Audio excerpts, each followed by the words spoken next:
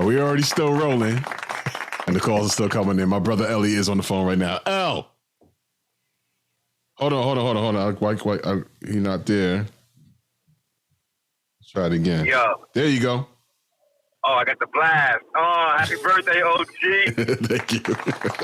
Yo, word. Keep Storm the greatest. Your favorite DJ. My big brother, word. So happy birthday, bro. Thank you. I appreciate it, man. Where you off to? You in the car? Yeah, I'm working. Okay. Sunday, Monday. I can dig it. L is the consummate girl dad. Like he's out with the girls out in gymnastics and dance and man running. They don't stop moving. That's good. We watched 4 hours of NCAA gymnastics meets this weekend. Wow. Yo, I used to watch NCAA basketball tournaments, like, the men's bracket. That used to happen. No longer. But it's a good thing. Yes. Yeah, man. Right. That's a very good thing. Yeah. No doubt. Peace, Mike. What's up, baby? Nothing much, man. How you been, bro? All right, good, man. Good to talk to you. Right. Yeah, I mean, I'm inspired by that, bro. Real talk. Like, I was just talking to somebody a couple of weeks ago, and I was saying, like, kids can't be what they can't see. Right? You can talk to them about dreams and all of that stuff all the time, but if you ain't exposing them to stuff, having them see it, and giving them the tools and all of that, they can't do anything, man. So I'm inspired by that, bro. That's what's up. I appreciate that, brother. Yeah, black girls are winning right now in gymnastics. It's a fantastic time for young, black athletes, black women athletes in that sport. Yesterday, just, I watched for real, like hours of gymnastics over the weekend, and there are so many black gymnasts excelling, at the top of the sport. So yeah, to your point, Mike, you got to see yourself, and I think they've seen themselves over the last 10 years with the different, champions that have come out. Simone Biles, Gabby Douglas. Right. Yeah. That's for sure. I'm looking forward to seeing my nieces on the big stage because I believe they'll do it. We out there. I believe they're gonna need some theme music. They're gonna need some theme music though, gentlemen. You know what I mean? They're gonna need some music. Hey, and I'm already on it. How about that? Let's do it. Look, T, you gotta get Tahir to do their walkout music. Exactly. Absolutely. Exactly, Mike. Exactly. Yep. That's what's up. That's fantastic. Oh man, but I love you, T. I love you so much, man. I just think you're one of the best people I've ever known. And man, I just wish you a fantastic year, blessed year. With what you and Mike are doing is fantastic. I just, I ask for God to favor y'all, continue to bless y'all on your work. And man, all the way up, brother. Thank you. I appreciate that. I really do. I really appreciate it. Thank you, Al. Love you, man. Kid. Happy birthday, baby. Love you too, man. All right, man. I'll talk to you soon. All right. No doubt. I'll hit you back. I'll hit you back when I finish recording. Okay. All right. Later. So that just made me think of something. What's that? And maybe it's maybe it's age. I think I'm pretty sure it is age. When I was younger, I did a horrible job at networking, relationship building, especially with black men, right? Okay. I just kind of had my head down. I had a direction I wanted to go into, and I was just grinding, like sacrifice, grind. As I get older, as the financial burden on my life kind of relaxes a little bit, I find myself building with black men more. And it saddens me a little bit that it took for this long for me to do it. I've gotten to a place now where I just like being in a room of black men, and we talking about what we want to achieve, where we want to go, the hardships we've been through, who we've helped, who we want to help. I didn't do a whole lot of that in my youth, but I love it now, man. I'm all about it now, and especially young black men who are, they're in some cases swimming upstream, You know what I mean? They just paddling real hard, but not getting anywhere. Or not paddling at all, but know they want to. And just being able to offer some direction, you know, just simple shit like save more than you spend. Right? Like it's just simple shit. Like, you know, I know you really want that baddie. I know you do. But build yourself, do your thing, and you will have your choice of the baddies, right? Because the world has no use for a useless black man. I tell my son that. But yeah, man, I don't know. It's just that call with Elliot and everything made me think about that. No, that's real. I mean, I think it's very important, and there's stuff that I've heard, like even in church. You know what I mean? In terms of men building up, building up each other, especially in our community, black men especially, because there's so much that tears us down. There's so much on the regular. There's like, that's against us before you even open your mouth. You know what I'm saying? You're already kind of behind the 8 ball already. So I think, relationships, and me too, it took me a while to kind of get there as well. I think we understand that the relative, the importance of it as we get older, and that's what maturity is. And, it's the reason why as a teenager, there were OGs. This is my OG calling me now. This is my Uncle Haru. Hold on. It's my Uncle Ha. Hang on. Uncle, hold on a second. Uncle, hold on. I got you on my podcast. You there? I'm here. I got you. I'm recording. I got you up on my podcast right now. Talking. My boy Mike is here. This is my Uncle Haru. Good to meet you. Big Mike, what's up, baby? Nothing much, man. What's good to meet you. With you? Everything, man. My everything. Pleasure, for sure. That's a good thing. Yes. Long as it's up, long as we up. Yeah, man. Yes, we winning. Long as we up, we winning. I'm glad you go. Yes. T-Storm, I just called to wish you a happy birthday. Go ahead and do your thing. No, thank you. I appreciate that, Unc. But if you got a second, because I think you can lend to this conversation too. Mike and I were just having. Okay. He would just. Mike, could you express your sentiment again? Because I don't want to misquote you. Yeah, no. I was just saying, like, Elliot had called and Elliot and T were talking, and it just made me think about when I was younger, I did a terrible job of networking and building relationships with other black men. But now that I'm older, it's one of my favorite things to do, especially if I'm in a room of younger black guys who need like direction, a good word, some insight on their life and that kind of thing. Now, funny you should say that. So I'm a coach also, and I had two boys I had to put out the gym yesterday. Oh man! Because they were just incorrigible, man. So I ended up putting them out the gym. However, they came at the end and apologized, but they messed up almost the whole session. And, some of these young kids, they make you want to put hands on them. Send them to church and put hands on them. Right. But, we have to find a way to communicate with them, because if they don't have discipline, the thing that I know is that you're going to drop out of high school and most likely you're going to go to penitentiary. Yeah. It's a fun. Go ahead, I'm sorry. No, you're good. I like the word discipline, right? And when people hear that word, they usually think punishment. But really, discipline is holding yourself accountable and doing what you know you need to do. That's the discipline I think like a lot of us need. Yeah.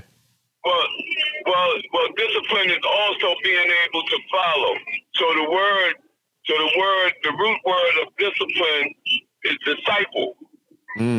So when you're a disciple, you're able to follow. You're able to follow instructions. You're able to follow someone if you talk about the Bible, the 12, I think it's the 12 disciples. Right. So you have to be able to follow, and no good leader didn't follow.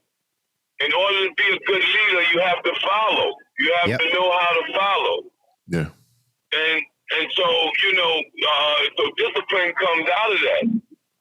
And you have to be able to follow instructions. You have to turn it down, son. You have to be able to follow people and follow instructions in order to learn how to do it. So, these cats, they thought that they was going to run the gym because I'm basically a new coach there. And first of all, I made them run. I made them all of that stuff. So in the end, they came back and apologized. But I'm not going to tolerate any of that, especially when I'm teaching, because there's too many young kids that have to be taught, especially black kids. They have to be taught. There's a pipeline from school to the jail, and it starts in the third grade. It starts in the third grade. That's why they start giving you these tests. They pigeonhole you, and they know they have a percentage or percentile of that. They know who's going to go to the penitentiary or what's the likelihood of them going to the penitentiary, because the penitentiary is actually big business. It's no longer, it's not to discipline you. It's to punish you, and they make money off of that punishment. Right. They make money now, and then now in the penitentiary they're privatizing it. So in order to make a phone call, you can make a phone call. No, you got to pay now, and it's a private company that pays the penitentiary. Yeah. I was watching Attica the other day, and they said Attica ran off the town, which most upstate penitentiaries do. They have farms. They sell the pigs and the cows to the penitentiary. Wow. Everything is ran off the penitentiary in that town. So, it behooves them for them to be able to send your kid to jail. Or send your kid to the penitentiary. It's made for that, and especially for black youth. Yeah. We're targeted. Yeah. So we have to network not only with adults, but we have to network with young adults also, so that they're ready. Yeah. And me personally, I have a 9-year-old. So, I'm doing everything to keep him out the penitentiary. And now what they're doing also, they're targeting girls. Yeah. They're targeting girls now. It used to be the girls wasn't the target. Now they're absolutely targeting girls. Wow. So, what you're doing is a good thing, and what you're saying is absolutely correct. Mike, coming from the streets of Brooklyn, I would know. Right. Yeah, man. Unc, I appreciate you, man. Sorry to take over your conversation. No, man, no, because I you called at the right time. Like we were like right in the middle of that convo. I'm like, you know what? I know Uncle has a pretty good perspective on this, so I wanted to get your thoughts on it, man, and I appreciate that. Yeah, so that's all of it, man. I don't have a whole lot, but I respect and I appreciate what you're doing, because and as men, we have to mentor these young girls also. Sure. Yep. I coach girls basketball, and my girls is gonna make these guys pull their pants up. That's right. That's what I look at. Yeah. Right. So, when the girls stop accepting it, the guys will stop doing it. True. And that's the truth. One of my homegirls. That's the truth. One of my homegirls has a son, and he he ain't doing everything he's supposed to do, right? And I say, I tell her all the time, stay on him. And when he meet that girl that he likes, that he really likes, and he realizes he's not qualified because his grades ain't there, or he got his pants down, or he running with the wrong crew, that's gonna change him. When you meet that girl that you don't qualify for, that changes your whole worldview. Yeah. That's exactly it. But also, where are these fathers? Mm-hmm. That's a whole longer story. Oh yeah. Yeah. She has a son, and no matter what, and the courts the court system is made to take the man out the house or to put the man at odds with the woman. That's the Willie Lynch syndrome. Yeah. It's the Willie Lynch syndrome, you know, to be able to separate us. And so once they do that, once they control the woman and make the woman think that, yo, we're your friends and you don't need this guy. You hear girls now, I don't need a man. Right. You do need a man. You do need a man just like a man needs a woman. You absolutely need a woman. I don't need them when you do need. Yeah. Because that's where the connection comes from. It can't be a connection without the plug and the socket. Yeah. It can't be a connection. And you know what's funny? I mean, to hear you say that too, I think we're the only community to have our women say that. Yeah. Not only are we the only women, but I mean the only community that has that. But if you look and you look at our music, we're the only ones calling our women bitches and hoes and what I want to do with you and, you know, taking your private business abroad. We're the only people that do that. Nobody else does that. Nobody else does that. Yo, I told a bitch. I was listening the other day and I heard, to the window, to the wall, let the sweat run down my, make all these females crawl. What? You want your woman crawling? I didn't realize that was the lyric, and that's part of the problem. But that is, yes, sir. That is part of the problem. Yes. But you know, in all fairness, that is still a classic record. No, what I'm saying is, but so dig this. This is what happens also. Uh-huh. When you're singing it and you're saying it, it makes it that much easier. To live it. It makes that much easier to complete the process. Mm-hmm. So in the Bible it says, in the beginning was the Word, and the Word was with God, right. And the Word was God. Correct. So how you speak, what you speak into, you speak it into existence. You speak it into existence. Everything begins with a thought. Mm-hmm. Then the manifestation comes when you speak it, and then you put it down on paper, and then it becomes a reality. Facts. And so, you know, when we sing it, when you're singing, when your daughter is singing, you know, the man in the bedroom, blah blah blah blah blah blah blah. When it comes time to that motion, it's just it makes it that much easier because you done spoke it so many times. Right. And so when you sing it, it's just like singing a praise. It's just like singing affirmations, like it's like negative affirmations. That's right. So when they go to church and even in slavery, you know, our story was told through song. So we would sing things, you know, we shall overcome, you know, the song of it, right? The rhythm of it. And so when you're singing a record, please, sir, when you're singing a record and you're singing it over and over or something to that effect, it makes it that much easier when it comes to, you know, you're singing about being a hoe. Eventually you're gonna be a hoe. You understand what I'm saying? You sing about pimping. Eventually you're gonna have some type of pimp mentality. Right. So, you know, we sing these songs and the lyrics are you know, it's not the lyrics that we really even listen to. It's really the beat. Right. And then by the time we learn what the lyrics say, we already caught on the beat. Yeah, I just need one emerald. So, you know, that's all of it, man. That's what I have to say about that. Uncle Hob, man, I appreciate you, man. Thank you. Love you much, man. I'll hit you as soon as I finish recording this. All right. Okay. All right. Love you a lot. Nice meeting you, Mike. Good meeting you too, my man. All right. Peace. My Uncle Haru dropped in and dropped some knowledge. I like it. Yeah, man. Right at the right time. Yeah. You know what I mean? Yeah. I'm gonna have to come up, man. I'm gonna have to come up and meet your family because I've talked to your mom, but I've never met your mom.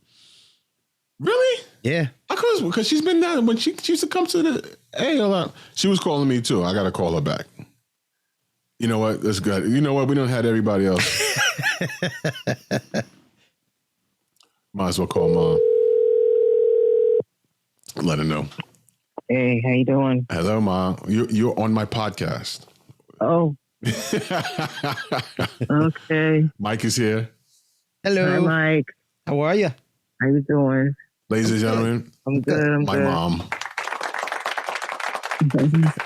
My mom is into the chat. So I got a call from Lil Terrence, Uncle Elliot. I mean, my brother Elliot called. Uncle Haru just called.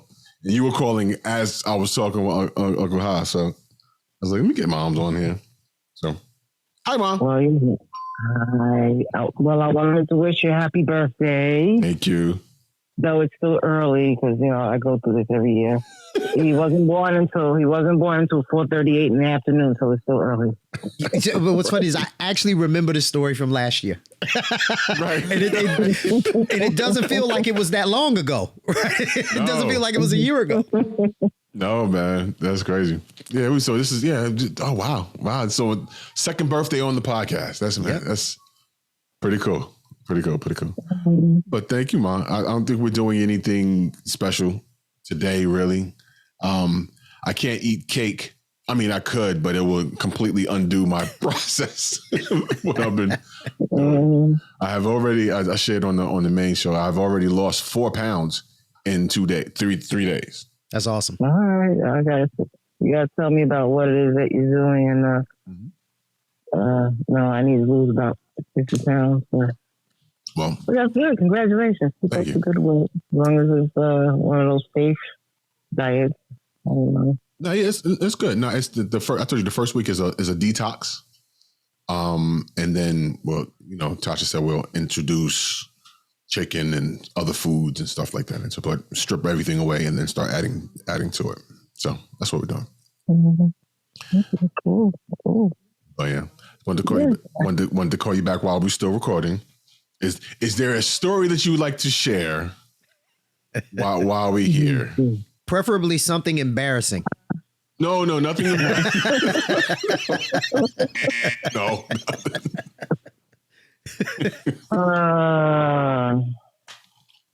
No, I can't. No, I wasn't prepared to do a story, but okay. We'll wait till next year. That's fine. I just wanted to make sure I wished you a happy birthday. I know you're not coming to Brooklyn, and you know I'm not coming to Jersey, but I think I know what it was. Uh-oh. He doesn't want to announce what his age is. I never do. And nobody would believe me anyway. So that's the other thing too. So even if I say your age, you're gonna take it off the podcast. You can say it all you want. I do the editing for the video part, so I will not edit it out. I have said that I'm a couple of stops away from 50. That's what I've resolved to. More like one stop.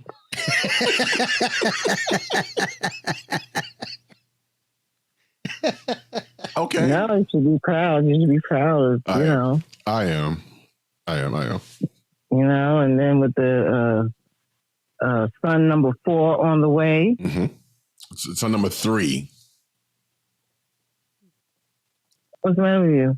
You said son number 4. I said son number 3. Right? No. I'm sorry. That's what age is speaking in already. It's speaking and singing already. You don't forgot he got 3 sons already. I'm like, did you fire Terrence Jr. because he didn't buy you something for your birthday? Exactly. Yes.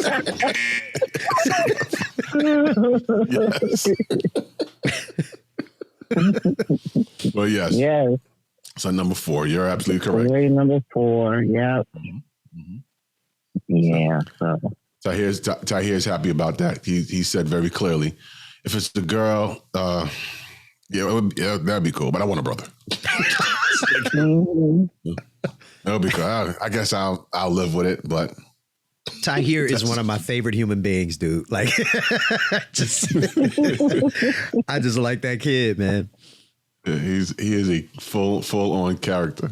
Yeah, full on character.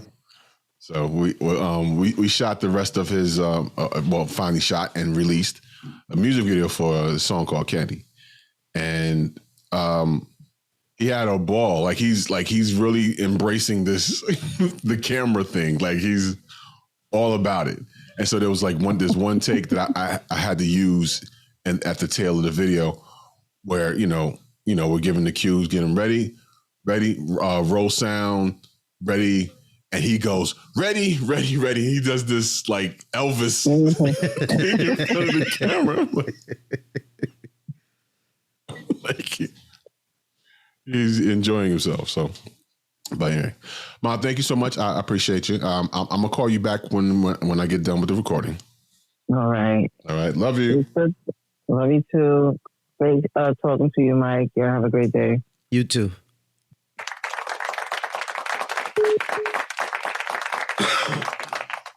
Okay. Well,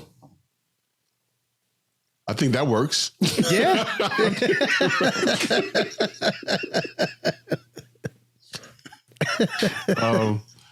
Shout out to all the other Aquariuses out there celebrating their birthdays. There's some notable ones. Like I said, I mentioned Bob Marley, Bobby Brown, Aquarius, somebody else, Kid Capri. Kid Capri is also, his birthday's on the 7th. Shaka Zulu, what up, Chop? Who else? Whom we've got to get on the show. I know we say that all the time, every time his name comes up, but we got to get him on the show. Yeah. My man, DJ Juanito here in New York City. What up? Also in Aquarius. There's some more people out off the top of my head. My niece Tylee, also an Aquarius baby. Then my brother Elliot, who also is an Aquarius. His birthday's coming up in a couple of weeks. It's like 10 days after mine. So anyway, appreciate you watching. Appreciate you listening. If you haven't already, join what you're doing. Why not? Please subscribe, follow us on all socials at Unpopin Show, and you can check us on our website at unpopinshow.com. Done. Well, done deal. Good show.